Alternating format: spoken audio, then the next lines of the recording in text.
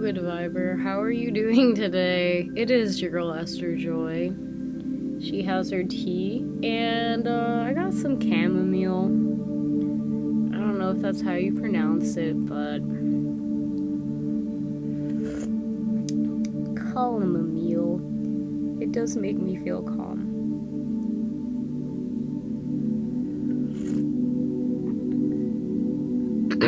Okay, so today we wanted to take a moment to talk a little bit about life and death and birth and well, yeah, you know, all of the good things. We're gonna be talking about them today. So yeah, let's just get into it. You're gonna hear the clickities of my mouse. So yeah, okay.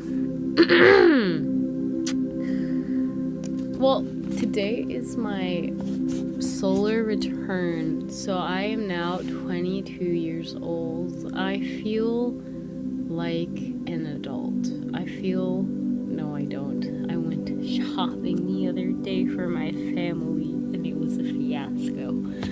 But it really wasn't. I think I just have been overthinking a lot of things lately. And, you know, that's the tea, good viber. That's the tea. That's what's going on with me. But on a more serious note, I have been thinking about the cycles. And this video is going to be kind of based off of this idea that, you know, every 7 years, every cell in your body is renewed, and it's almost like you become a new human. And thinking about the significance of that number 7, of the 7 in-body chakras, you see where I'm going with this, fam. So it is true that the chakras also are developed and develop more in these waves of 7 throughout the space and time that you are living in. So what does this mean? So the first 7 years of your life, you are developing your root more fully. So the first year is your root.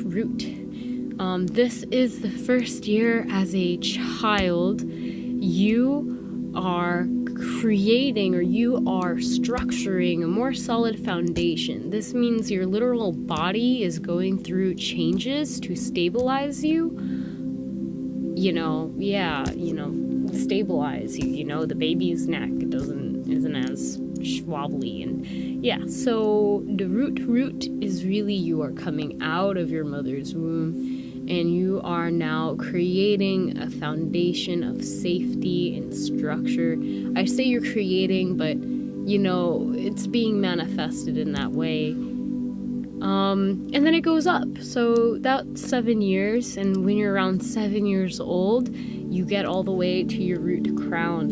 And so you've developed this connection with the, I want to say, higher powers that are assisting you in feeling safe or grounding into this reality. And you kind of maybe aren't looking at your parents like gods anymore as well. And you know, and then it goes on. So the next 7 years, from 7 to 14, are the sacral. This is when a lot of more creative energy, more sexually intimate energy, you know, puberty hits, all of that stuff. We start building connections with other humans. Our imaginary friends may become something that we express in different ways. And then the next 7 years, from 14 to 21, are our solar plexus. And you find your sense of identity and self-worth and all of that stuff. So I have just exited the solar plexus area, and I'm going into the heart space, and I'm starting at square one again, starting with the heart and the root. And I find this to be a pretty important time, as every single moment is, to reflect on what is in my heart space? What have I planted? What did I find value in? What did I take action towards? And what now truly is supplying me and nurturing me in the most fullest and liveliest way? And grounding into that more to create a solid system, structure, foundation, so that the heart space can continue to grow and expand. So I've been reflecting on that, and I'd love to know, with what I've shared, where you are on your journey. And I don't think this means when you get to be 70 that you just don't have, it continues. I just don't know, man. I feel like maybe you go back to the root, or maybe you go to the 8th chakra.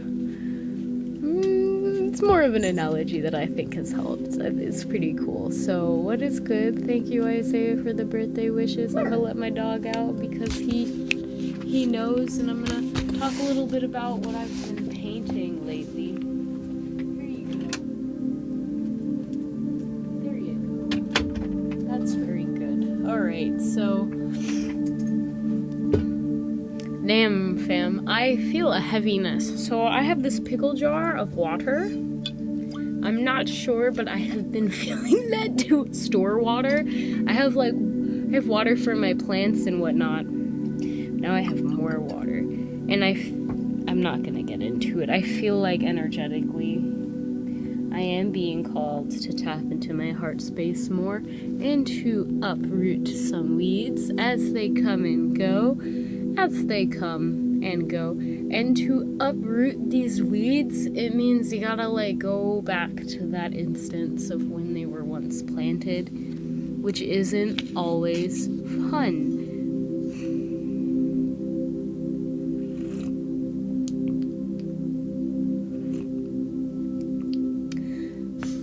So, yeah, do you guys put anything in your tea? I like it. I like that leaves can have such a beautiful taste, that's amazing.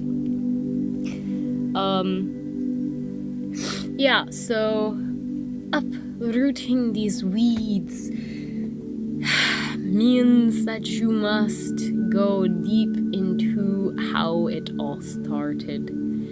And I, for one, have found this to be quite difficult but necessary in this cycle of my life.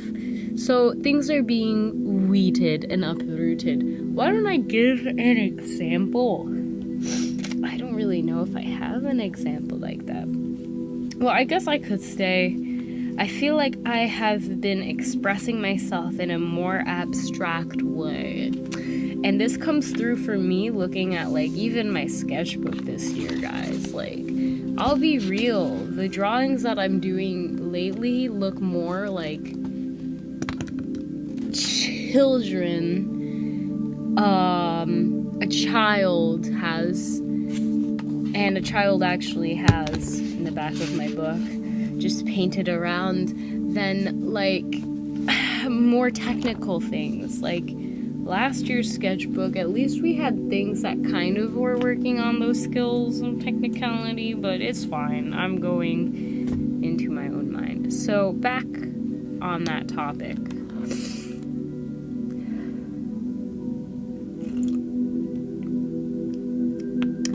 Yes, so weeding out these aspects to prepare the garden in this heart space is something I gotta do, for all of the souls that are within the vicinity of my heart and that I connect with. It's important to do this work. Much love, realizing the future, peace. So it has felt very heavy as it goes, and that's okay. I am aware that weeding out certain seeds within your heart's garden is not something most of the time, well, you could just yank it out, but the thought is that if you were too quick you wouldn't actually get to the root, and you would just like pull out the flower, but the roots would still be within your soil of your heart space, sucking up energy or nutrients that could be used on other more productive and good godly fruits. So yeah, man, I mean, nobody is perfect. You know, the wildflowers come sometimes and go. But finding and identifying what plants within you and giving them a name are needed to be weeded. And then taking the time and space to go deep within that root and feel it fully so that you can pluck it from the roots. You can pull it up. You can draw out all of that energy fully so that you will have a clearing, so that that will be cleared from you. We working on it, guys. We're working on it right now. And I did make a meditation actually to assist in clearing out energy, weeding out this energy. And I listened to it like an hour ago, and I almost fell asleep actually after. It was quite the trip. And I'm thinking if I should share it on YouTube, I probably will with you, just so it can help the souls that it's meant to help. But there was a moment in the meditation where after we scanned our body and we felt whatever we needed to feel, that I started, like, the sounds I was making were correlating to the weeding out process. And it like, it made me feel a lot of things. Mostly it made me feel like, I think you just need to listen to the meditation, to be honest. It was like I could do a small uprooting of an energy that is not needed. Of course, this will only take effect with your permission. But you would identify the energy, you would name it.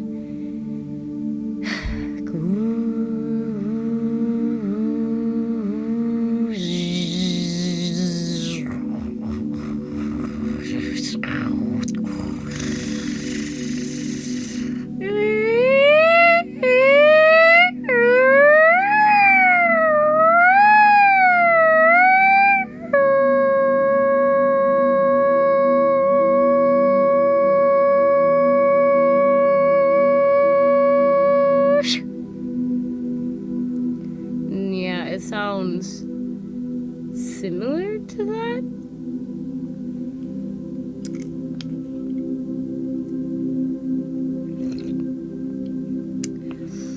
Okay, so I have been feeling led to use light language more and to make services and goods that help me and I know can help other people. So I've been holding off a little bit while I figured out that structure.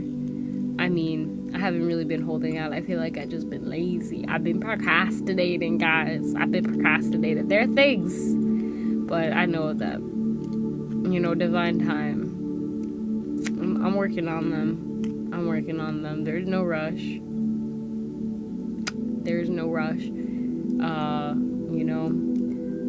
But at the same time, I feel a certain type of way giving goods and services that I create to help others. Because it's like, why am I making these? Well, obviously the answer is first to help myself. Like, the things I make for others, I personally use or have used to help myself.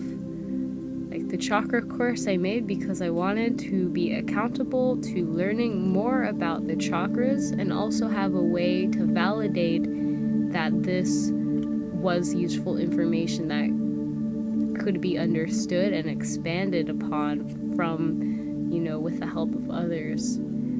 And the same with the light language portal, which is such a blessing and has assisted, I think, all of the souls within that space to expand in their understanding of their own soul and their expression. And I am I am a facilitator of the space, but we also go through that expression and expansion with everybody, and it's pretty cool. And now I'm working on branding branch, which I'm really excited to expand and launch this summer, and that really is coming from my love of design and design thinking and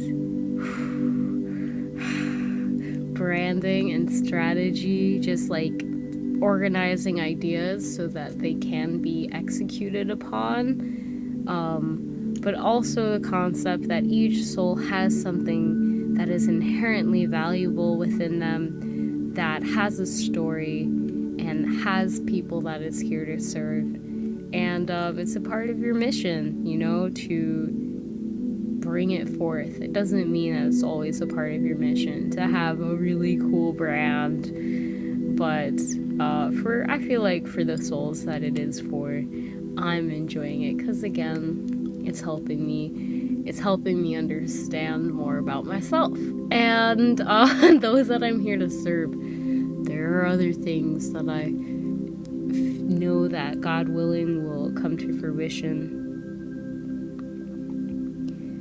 Like the mini course to master your energy, which is coming in May. It's gonna be very good. What's good, T-Skills? He said, you have the ability to light up gathering as soon as you go live or upload. It's obvious that everyone loves spending time around you, including me. I appreciate spending time with you, fam. Hence why I'm going live on my birthday. Also because I spent a good half of it in my bed kind of contemplating life and reflecting on the meaning of it all before realizing I was overthinking, and I think that going live for me and creating these videos, which I think I'll reflect on even this act, started because one day I was overthinking. I was sick and I stayed home from school. I always had a sore throat because I would always be working a job that required me to use my voice.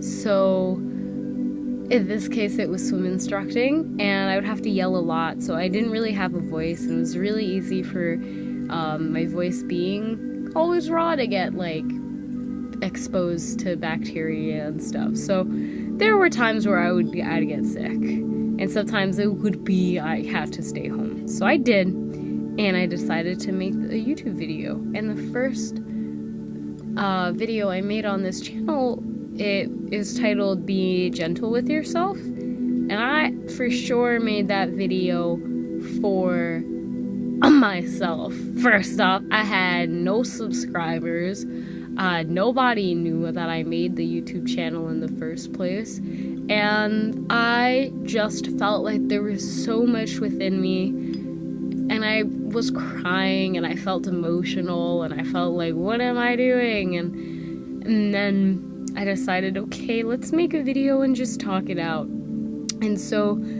I made the video, and I probably watched the video afterwards, and I felt thankful that I did it. It reminded me, okay, it's okay. Thank you, T-Skills. I appreciate and love you, fam. And so that's it.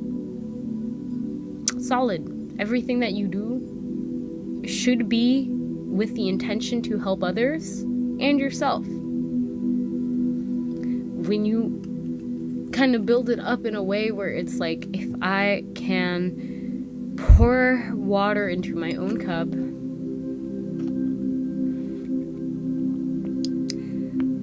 then I will be able to help pour water into other people's cups. Solid. And that's it. I have a dream, guys. I have a dream, and it's a big dream, but it's not really that big, because it's not like,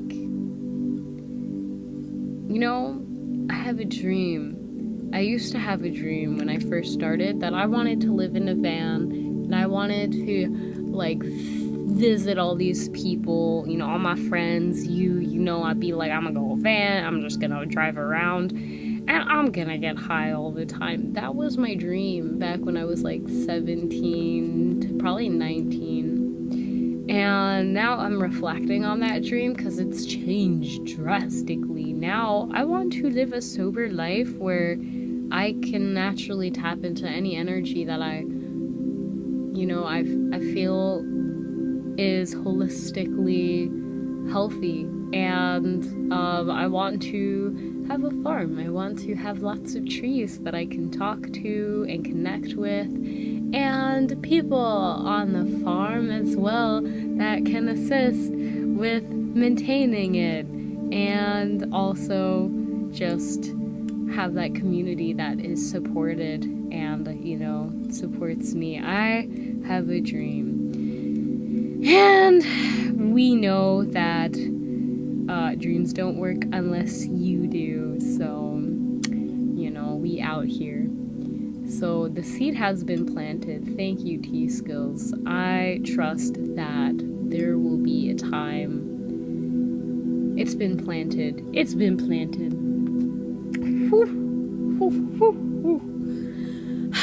But yeah, I feel like I've been processing a lot lately, and emotionally, I'm not sure if I'm doing a good job of, like,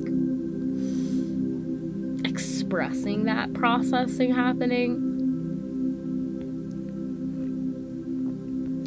Like, I always know, and there are times, like, I have the day before my birthday when I was younger, I would break down crying because I realized I was gonna die. I was getting closer to death.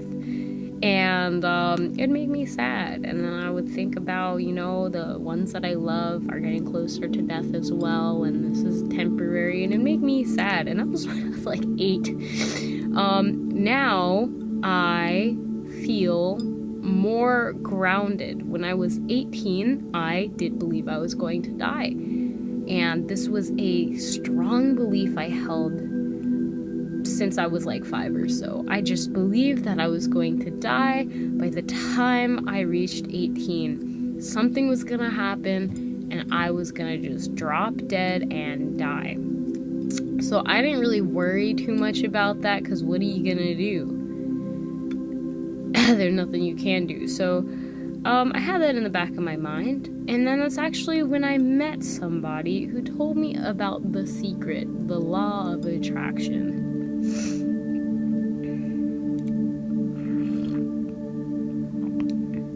So I thought, oh fuck, I've been manifesting that I'm gonna die, so I'm probably gonna die, because that's all I'd be focusing on, so that's what I'll be attracting. And I didn't really worry about it, because, there's not much you can do if it's a hand you're dealt with and you've already put your awareness in that place. So what ended up happening one day is that I think I've told you I looked, and I really was looking, and I wanted to see if I could manifest money. So I thought about the feeling, like Abraham Hicks says, for like 17 seconds, and I was like, I'm gonna find money. I did not find money, or at least I didn't think I found money until I did. When I was walking my dog that day, and I found this $1. Now I put this $1, and I put like we are one, we are light now, and there's also a word, hempasapa.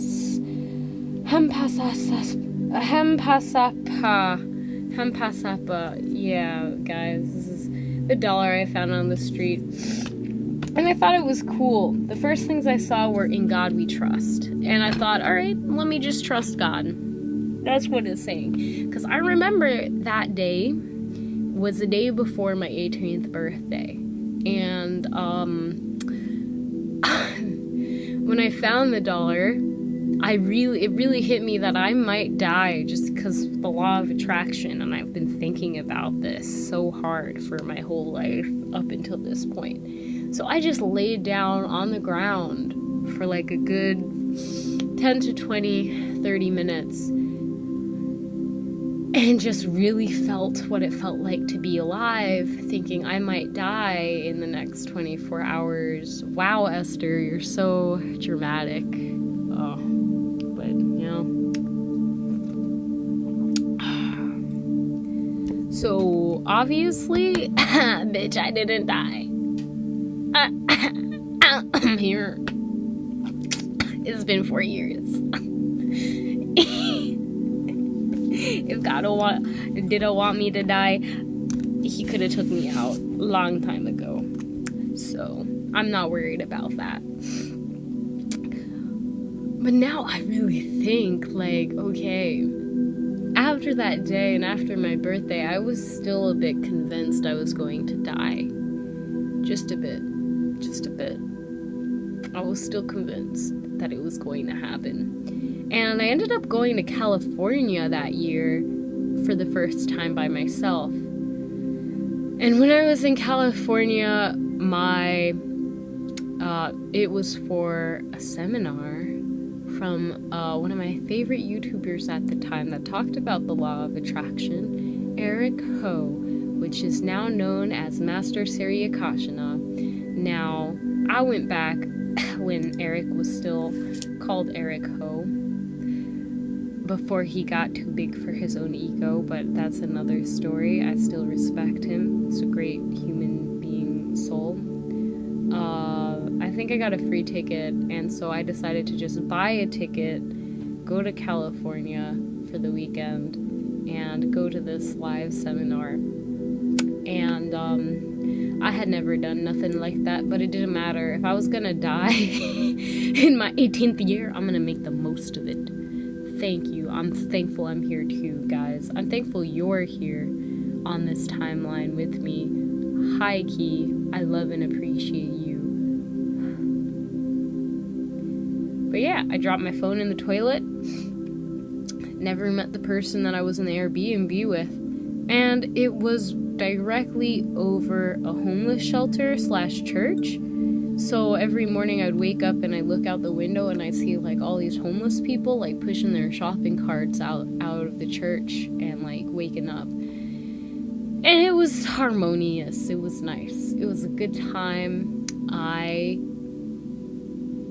did freak out a little bit when my phone broke, just because I didn't know how I was going to navigate around places, but it was cool. You wander the streets, you'll be all right. And people were really nice. The homeless people were nice. Random people walking in the street were nice. Everybody was just really nice. Like, they would come up to me and say, hey, just really like your outfit, or the energy. Like, I had a homeless man say that I remind him of his daughter, and he blessed me. And I think that was a big reason why I got home safe and actually found my way back to the Airbnb that night, because I was going down the wrong road. But that road that the homeless man blessed me on was the road I was supposed to go down. So yeah, to be honest, when I think about it, I couldn't even find where the seminar place was. I was wandering the streets looking for where the seminar was. I was thinking maybe there'll be a sign.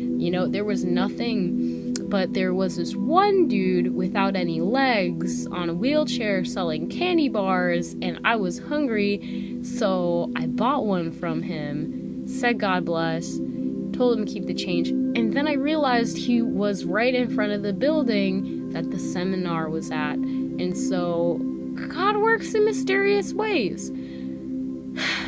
I have not really traveled that much since then. I remember coming home. I was something like a college tour guide.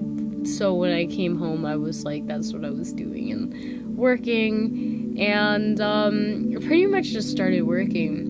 And then when 2020 hit, I feel like I remember sitting in class and getting the email that everybody has to evacuate. And as soon as we sat in class and we opened that email, I had a flashback to a dream I had, of the pandemic, of the social, like how it was gonna happen, the vaccine, like emotionally digesting all of that beforehand. So as soon as we got this email, I said, it's like the Holocaust. I don't think anybody really paid any mind when I said that, because this was in the beginning of 2020. We thought we were gonna be back by, that semester or whatnot. So it was good though, got my classmates' numbers and whatnot. And I was super pumped. I was homeschooled before